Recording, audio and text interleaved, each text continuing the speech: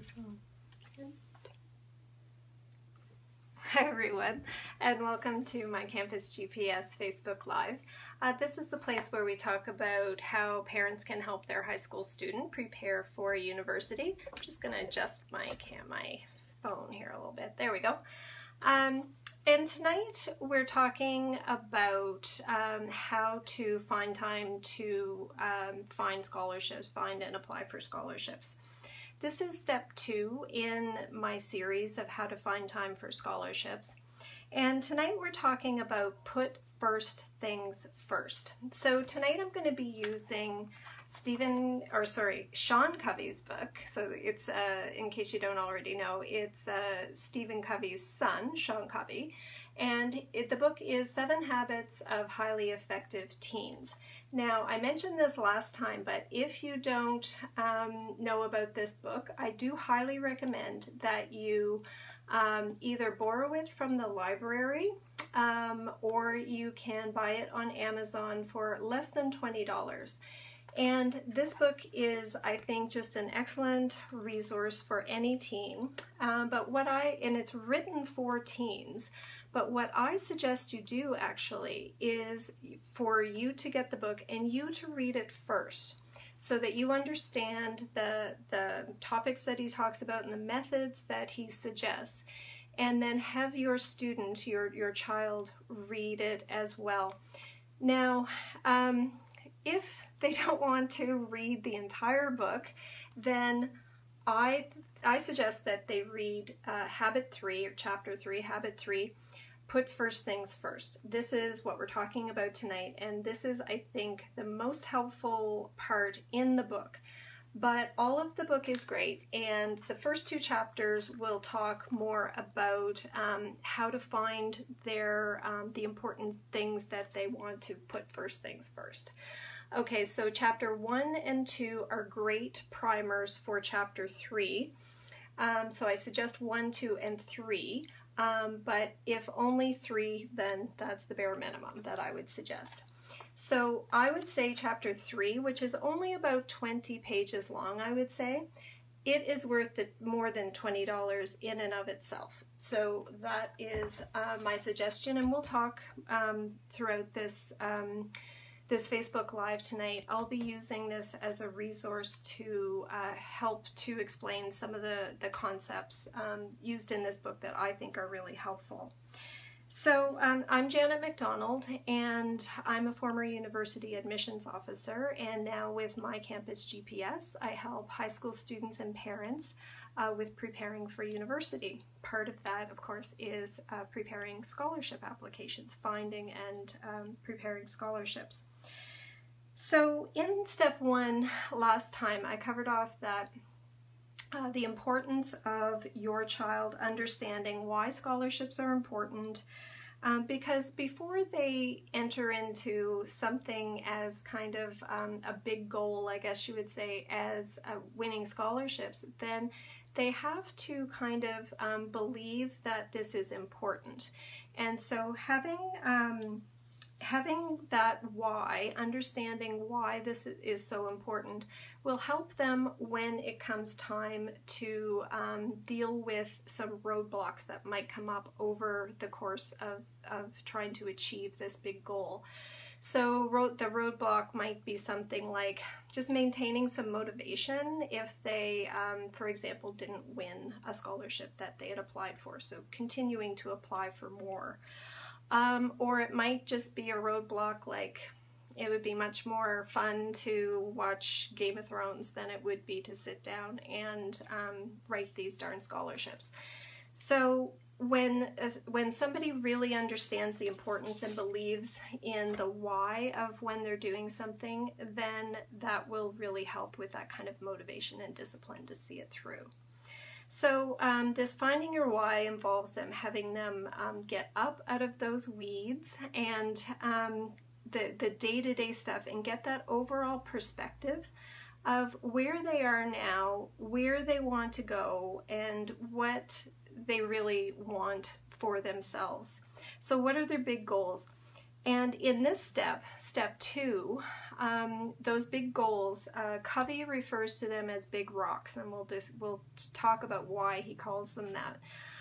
But that basically means big goals. So if one of your and your students' big goals is to pay less for university by winning a scholarship, then that's an example of a big rock. So these are the things that will make a significant impact on our lives. So, so the idea is to put these big rocks first. So when we're planning our week or month or our year, we're going to make sure that we put these first before those less important things. Now that sounds really simple and easy to do, like of course I'm going to do that, but thinking that and actually doing it can be two completely different things. So if you were to ask a student who graduated from grade 12 kind of, semi-recently, and you ask them, did you have intentions to do certain things? They will say, oh, I had great intentions to do a lot of this stuff, but a lot of them sometimes don't get them done because they get stuck in the day-to-day, and then they don't get those big things that they really wanted, and they do feel some regret. So that's what we're trying to prevent. And even us as adults, we can get distracted by all of the day-to-day stuff and forget to really focus and pay some attention to our big goals as well. So you probably have heard somebody who wanted to change careers, and they really want to change careers, but it's 1 to 5 years later, and they haven't really done anything about that. So they've allowed that day-to-day to take over those putting first things first. So if you've ever seen the picture of the ballerina toes, you've probably seen it on Facebook, where the two shoes and the ballerina's 2 feet, and one is in the ballet shoe and one is bare. They're barefoot, and they're in that, on point, I think, position up on their toes. And the one of the feet in the slipper looks great, and the other foot, the bare foot, is all gnarled, and it has a lot of scars and kind of just looks really, really used and sore. And it says, everyone wants to be successful until they see what it actually takes. So this is what we're talking about. We're talking about some, those longer term goals that can take some work to get to. And, that's a lot about, our teenagers too, because they want that success, but they don't really understand about these big goals, and they don't understand how to prioritize and manage their time to reach these big goals. And, the reason why really is because they're young and they don't have the perspective or the skills that we do. So that's why it's our role to help them with this, because they're not very well equipped to do it for themselves. So the big goals like getting good grades and winning scholarships, they usually require a series of steps over time to achieve them, rather than just kind of like a 1 or 2 off where they, like a quick fix type of thing. So in other words, they require, persistence and consistency, maybe a little bit of sacrifice. They require discipline, basically. But here's the amazing part of these big goals, is that when students achieve them, that's where they get the most satisfaction and happiness and meaning in their lives, because it's those big goals and achieving them, that's where the real progress is made, and that's where they will learn how to be their best selves. So that's where the biggest stuff happens, is in achieving those big goals. So again, this is really important for us to help them to learn how to do this. So at the end of grade 12, when your student is passing over in this stage at graduation, they will be a lot happier if they've had that sense of achievement of some, achieving some of those big goals. And it'll be a lot happier if they have a scholarship and they're not regretting spending their time you know, watching the Game of Thrones and attending all of the sports games and stuff, even the ones that don't really matter, and hours on Snapchat and all of that sort of stuff. So here's another thing, though, that's important to remember, is that this is not a do one thing or the other. So I'm talking about having your student do all of the things that they like to do as well, to attend the games, to hang out with their friends, to be on the Snapchat if they want to, and all of that stuff. So I'm talking about a way that they can do all of the things that they normally do and want to do, or most of them anyway, and reach their big goals as well. Okay, so it's not one or the other. Both of them can be done, okay? But here's the big challenge that we face with this, with our teenagers and these big goals. It's because these big goals usually aren't urgent. And if they're not urgent, then they can be put off, or they can be allowed to be shoved aside, while some of these more kind of, you know, urgent but less important things are getting done. Okay, so that's why these big goals often don't get done with young people and with us too, because they're those long-term things that are done over a period of time, over steps, that may not have kind of a looming deadline, and so therefore we're not motivated, maybe as motivated as we should be to do them, because of there's not any deadline. So that's why this put first thing first method works, because it helps us to actually do the things. So, you know, many of our teens are procrastinators in one way or the other, or to some degree or another. They do procrastinate. And sometimes they're only motivated by that looming deadline. So, you know, it's kind of that, why study for the exam in small increments over, you know, a few weeks when I can just cram for a few hours the night before the exam and may or may not get the same grade. So, I mean, of course, they're not learning in the same way, and they're not retaining that learning when they're just cramming, but that's a whole other story. But that's kind of the attitude, right? So in Sean Covey's book, he uses the, you know, the urgent versus important time quadrant matrix here. So this is similar to the one that his father Stephen Covey uses in the 7 Habits of Highly Effective People, which is one of the best-selling books in the world. So it's based on that. But it is, he developed it for teenagers, so it's much more kind of relatable for teenagers, the time quadrants. So, so this is a great thing for your student to read and kind of understand, because it will help them to put things into perspective. So the scholarships and the big things, those big goals and important goals, they fall into, so the time quadrants, in case you don't know, are important, not important, and urgent and not urgent.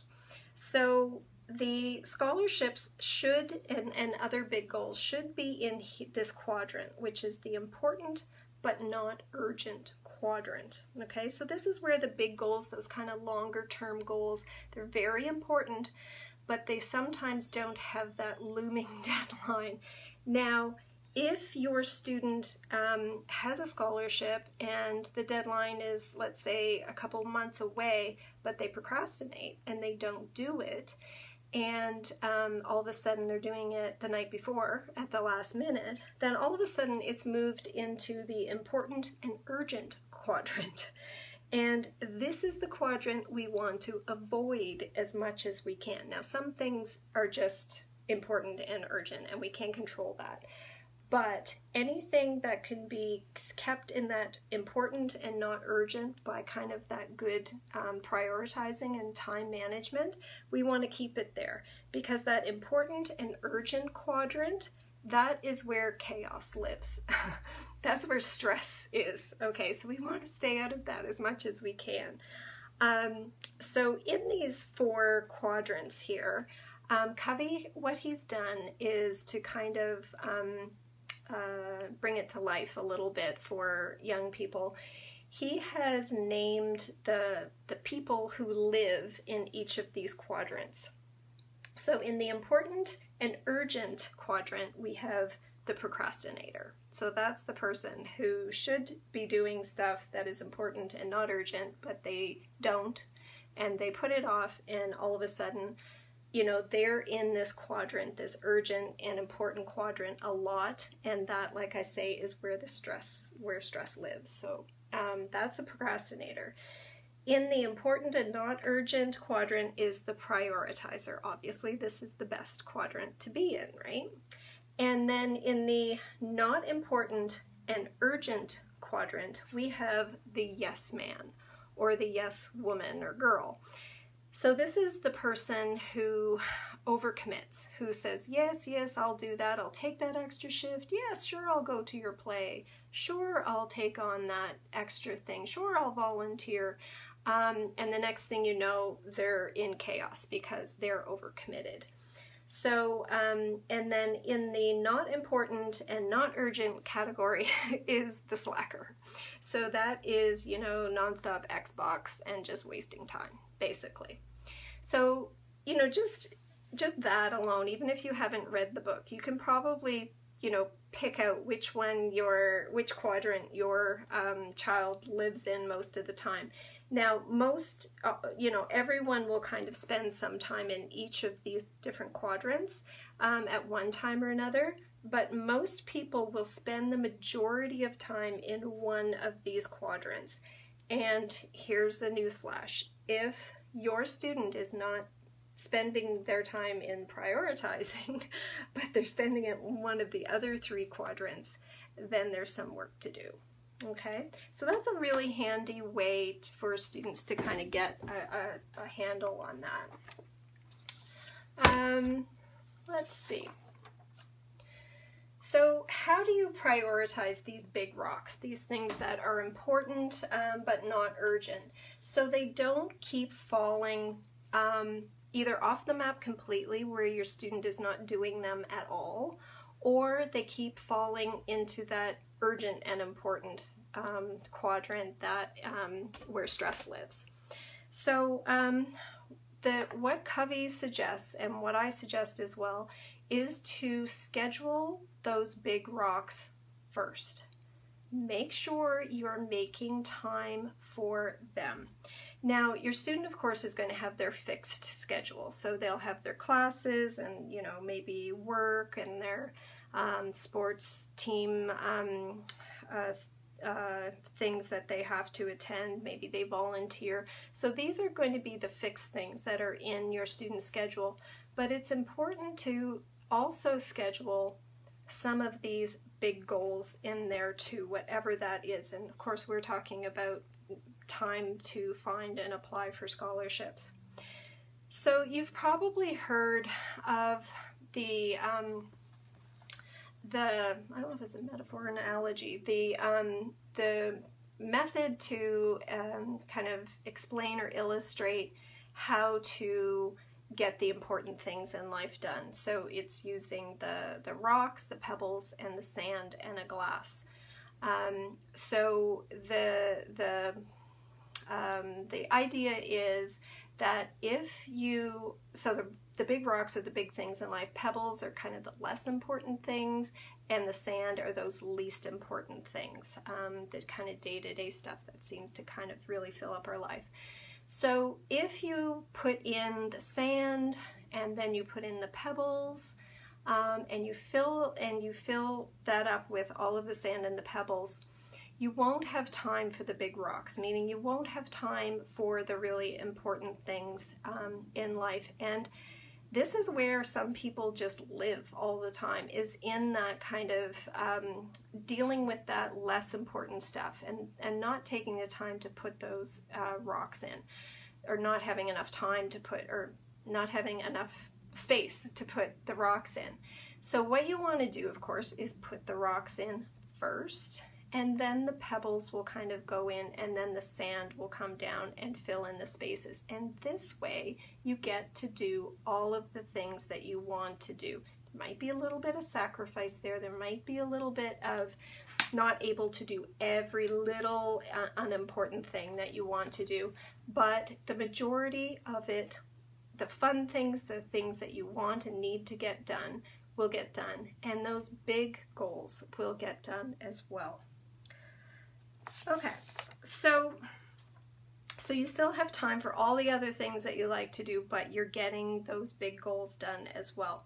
And this is the way that you have, you know, the happy and meaningful life, because you're accomplishing things, you're getting things done, you're progressing, you're growing, instead of filling up your life with all of these unimportant things. So, back to the student schedule, you need to teach them to schedule these first things first. So they probably have their own method of scheduling things, or at least I hope they do. And because, you know, if we don't schedule things, they don't get done usually. So whether it's in paper or Google Calendar or whatever it is, you know, have them put these things in their schedule. Now, if they've never scheduled before, you need to help them to pick a method, and if that one doesn't work, then try out another one and try to find something that works for you. And everybody's different, and everybody does this stuff differently, but the point is you need to schedule it in. So here's how I suggest you help your child to do this, and this is just really simplified. You can go on Google and find all kinds of videos that will help, that will demonstrate how to schedule things, but it's a really personal thing. Like different things work for different people, so I'm just going to talk about this in general. So the first thing, of course, is have your child think about what these big things are that they want to accomplish. So the Habit 1 and 2 in Covey's book can help them with that, and I covered off a little bit of this in other Facebook Lives, so have them do that first. So in this case, of course, we're talking about scholarships being one of those big rocks. So now what you need to do is break it down into steps. Break it down into this is the goal that I want to reach, what are the steps that I need to take to get there? And then you're going to estimate time that will be required for each of those steps. Then you need to schedule in those steps, working backwards from the date that you'd like to have that goal completed or the activity completed, whatever it is. So you have your kind of long-term due date or whatever, and then you're going to schedule that back. So for example, if you want to find 5 to 10 scholarships to apply for, if your student wants to do that, they can start by breaking this down into steps and deciding, where am I going to look for these scholarships? And then how long will it take me to complete that task?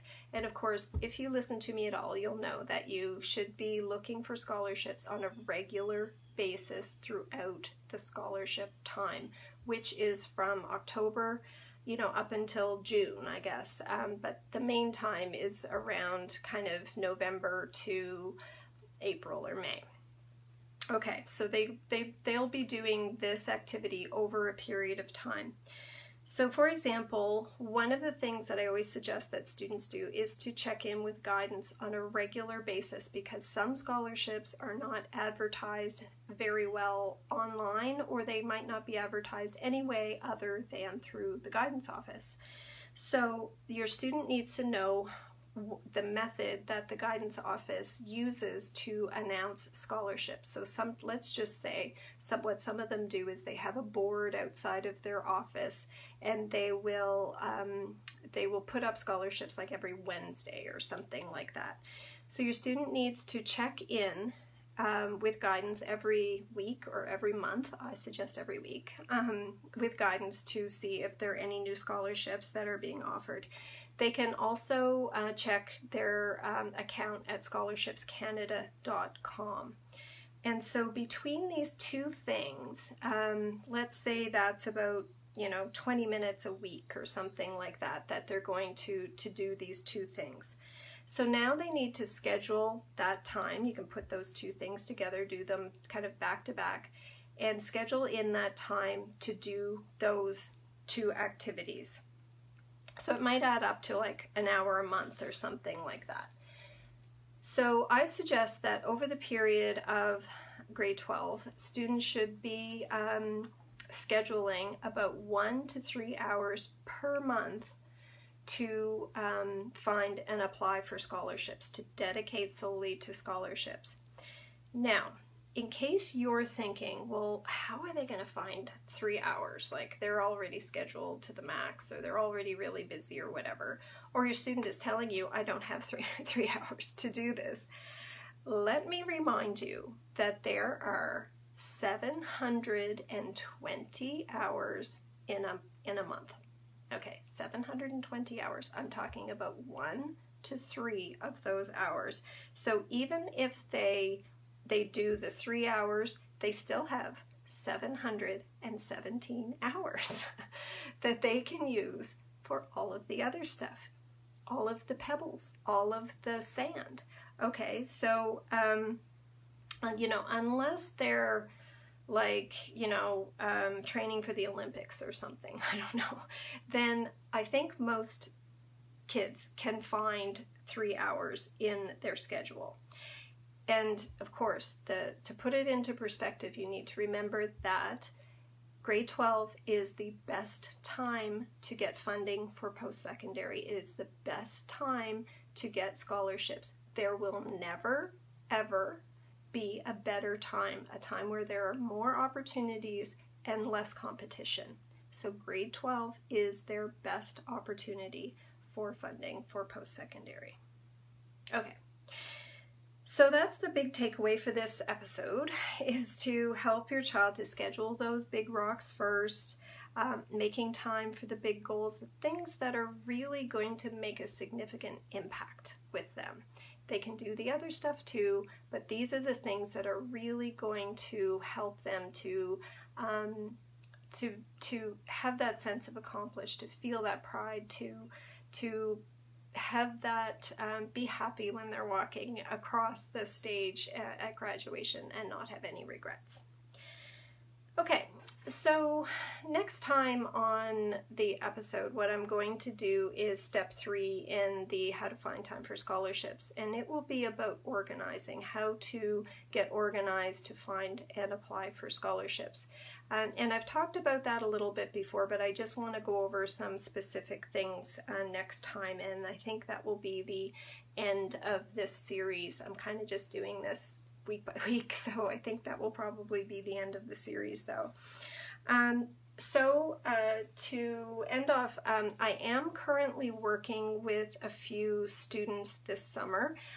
They're students who have completed grade 11 and who will be going into grade 12 in September. So I'm helping them to get set up and prepared for scholarships so that they're able to use the time to the best of their ability in grade 12 to find and apply for scholarships. So if you would like to discuss working with me one-to-one, you and your student, you can go onto my website at mycampusgps.ca and click on Services and then Scholarship Prep. And that will give you an idea of how you can work with me one-to-one to get prepared to find, apply, and win scholarships next year. So that's it for tonight. Thanks so much for being here, and I will see you next time.